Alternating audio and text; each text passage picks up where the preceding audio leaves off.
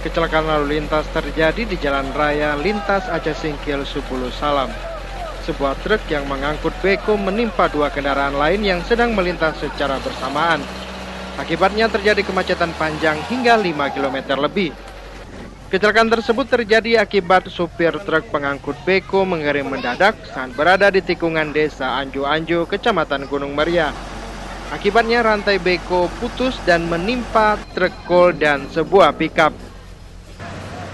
Tidak ada korban jiwa dalam insiden ini, namun aparat kepolisian bersama warga setempat membutuhkan waktu selama 4 jam lebih untuk menarik kedua kendaraan yang tertimpa alat berat tersebut.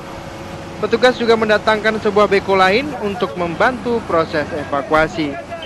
Setelah proses evakuasi selesai, aktivitas lalu lintas di kawasan itu kembali normal.